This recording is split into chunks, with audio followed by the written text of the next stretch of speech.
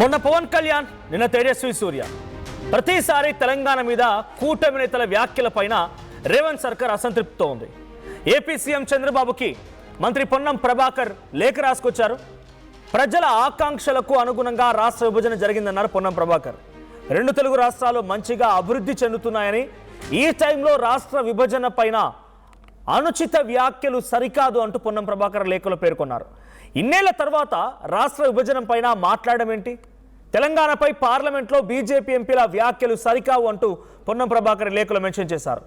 రికార్డుల నుంచి తొలగించేలా చర్యలు తీసుకోవాలని పొన్నం ప్రభాకర్ అంటున్నారు. ఇప్పటికే అటు ఓం బిర్లా, పార్లమెంట్ స్పీకర్ ఓం బిర్లా కూడా లేఖ రాసుకొచ్చిన పొన్నం ప్రభాకర్ తేజస్వి సూర్య పైన ఇప్పుడు ఆగ్రహంతో ఉన్నారు, రగిలిపోతూ ఉన్నారు తెలంగాణ సమాజం మొత్తం కూడా.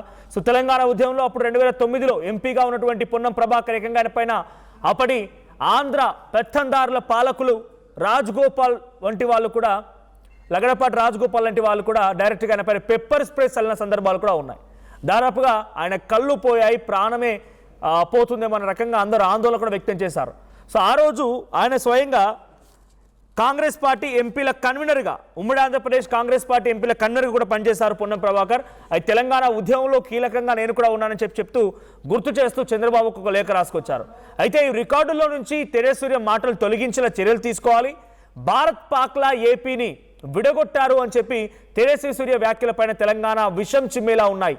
సో తెలంగాణ పైన విషం చిమ్మేలా ఉన్నాయని చెప్పి అంటూ ఆయన ఆంధ్ర ప్రగతికి తెలంగాణ దిష్టి తగిలిందంటూ గతంలో పవన్ కళ్యాణ్ కూడా తెలంగాణ మనోభావాల్ని దెబ్బతీశారంటూ పొన్నం ప్రభాకర్ లేఖలో మెన్షన్ చేశారు. పవన్ మాట్లాడింది తప్పు, పవన్కు మీరే చెప్పాలి అంటూ కూడా పొన్నం ప్రభాకర్ లేఖలో చంద్రబాబుని రిక్వెస్ట్ చేస్తున్నట్టుగా ఒక లేఖ కనిపించింది.